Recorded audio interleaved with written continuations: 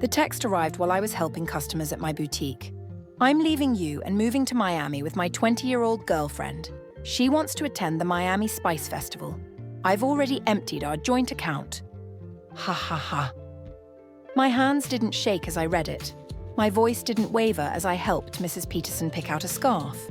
The only sign that my husband of 14 years had just nuked our marriage via text was the slight tightening around my eyes. I waited until Mrs. Peterson left, her purchase wrapped in our signature silver paper, before typing my response. Good luck. My name is Clara, and I'm 39 years old. I've spent most of my life running a small but growing boutique in the heart of the city. For years, I poured my heart into my work, building relationships with customers, curating collections, and creating a space that felt like home for those who walked through the door. My husband Jason, on the other hand, never truly understood what I did. He never saw the late nights I spent sorting inventory or the early mornings spent designing new displays. To him, my boutique was nothing more than a hobby, something to keep me busy while he focused on his important work in finance. Jason probably imagined me sobbing in a corner, devastated by his betrayal. Instead, I calmly locked up my boutique for the day. The signs had been there for months. The late nights that never matched his paycheck, the sudden password changes, the newfound dedication to the gym. 3 months ago, I found a dinner receipt for 2 from a night he claimed to be working late. That same evening, I opened a separate bank account. When he suggested merging finances to simplify things, I smiled and agreed, while discreetly moving my personal savings elsewhere. The joint account he had just emptied. It held only enough to keep him from getting suspicious. The rest was safe, along with detailed records of his every shady transaction. Jason, throughout this time, never valued my work. He always saw my boutique as a silly, pointless hobby. The times he mocked me, calling it a little shop or even saying I was just an online seller, made me feel like I was just a pawn in his eyes, doing meaningless tasks to fill up my time. Every time I shared my struggles with him, he'd laugh and say, "You really think that could succeed?" But I knew I was doing the right thing. As for him, he never believed in me, not once, and couldn't even understand the effort I put into building what I have today. My phone buzzed again. Don't bother begging. Lisa and I leave tomorrow. I'll send for my things later. Lisa, the new receptionist at his office.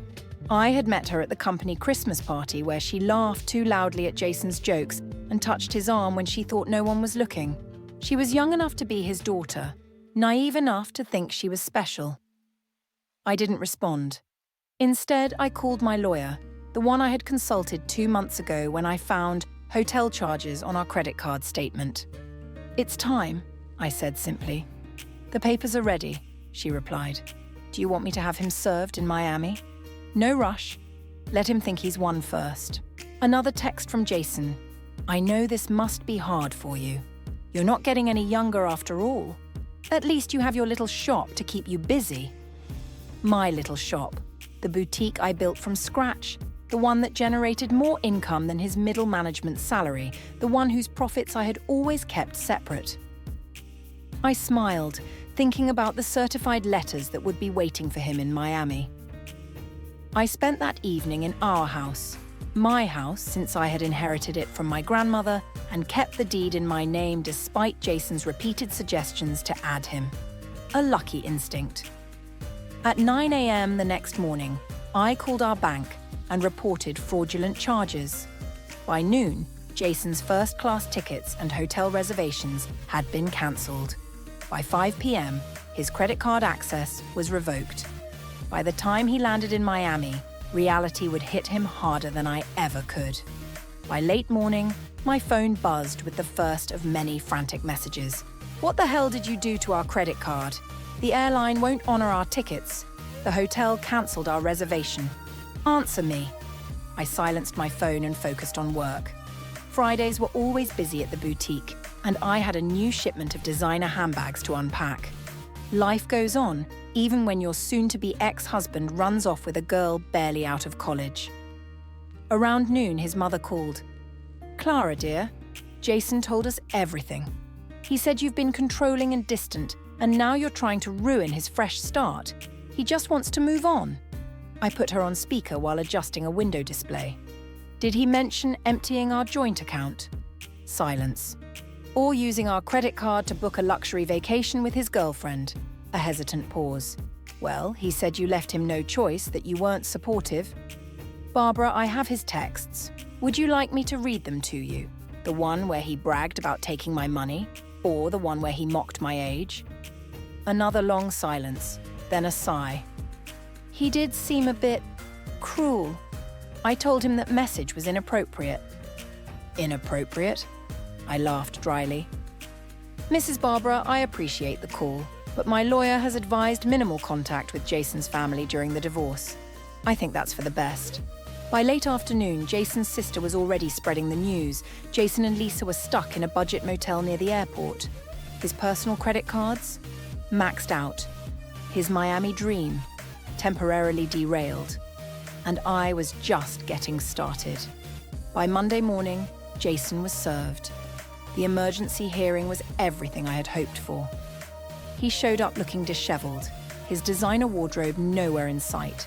Probably returned to scrape together the money he now desperately needed. Lisa wasn't there.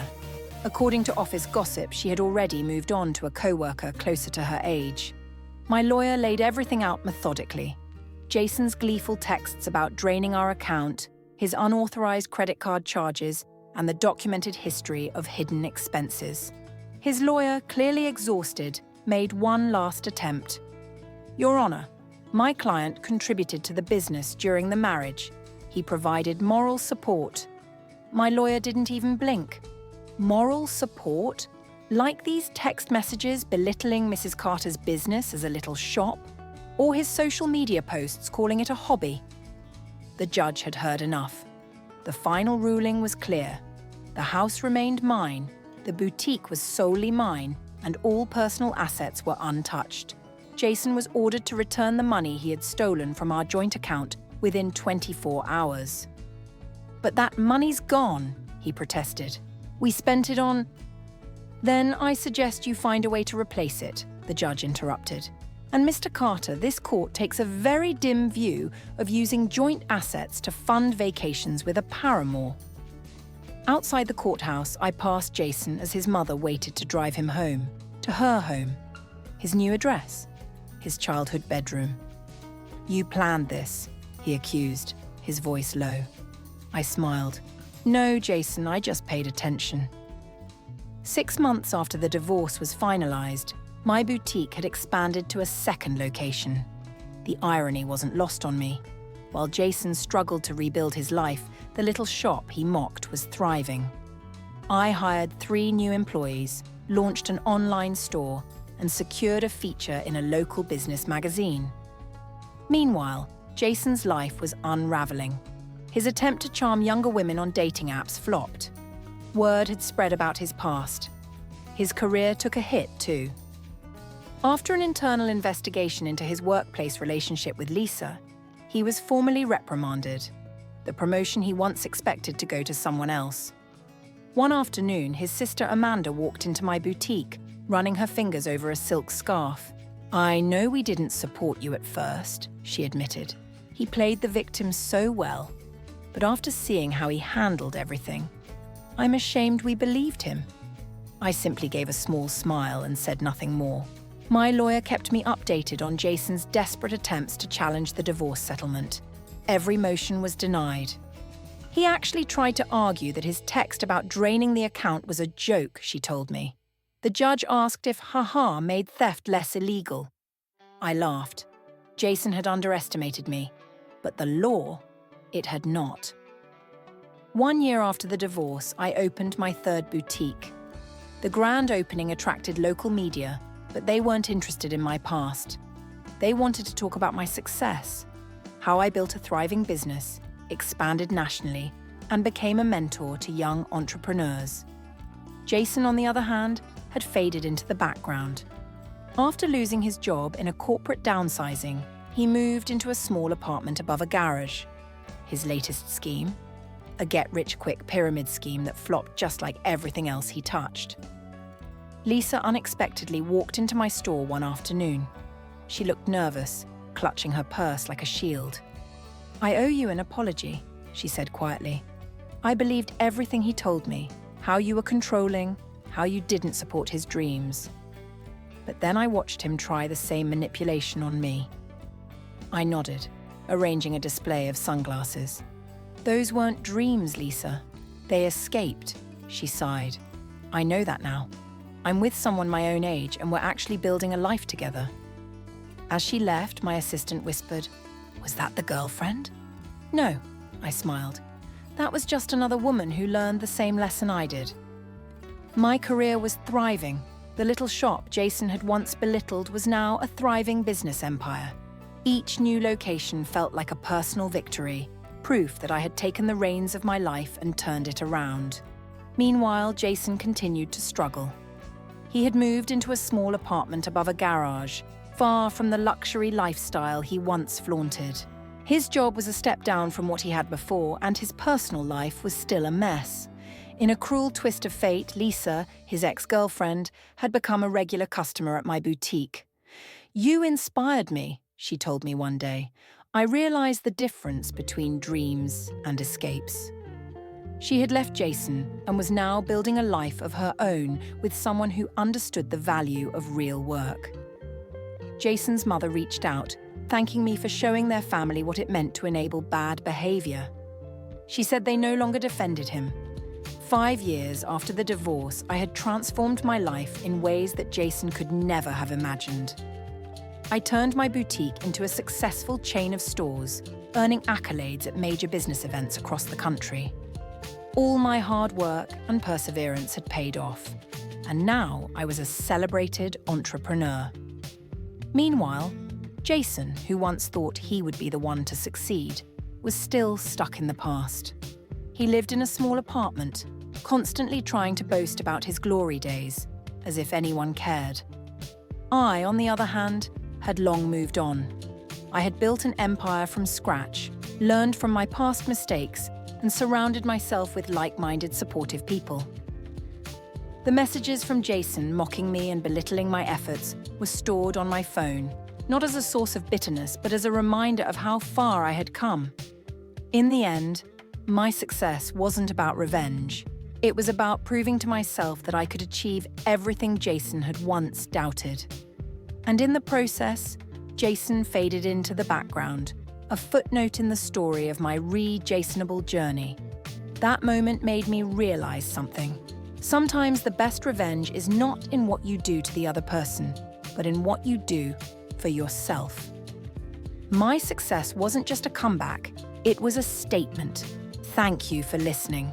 Don't hesitate to share your thoughts. Drop a number 1 in the comments for Clara, the woman who turned pain into strength, challenges into motivation, and wrote her own inspiring story. She has proven that nothing can stand in the way of a woman determined to take control of her own life. And don't forget to subscribe to keep exploring real heartfelt stories. Stories of resilience, perseverance, and well-earned victories.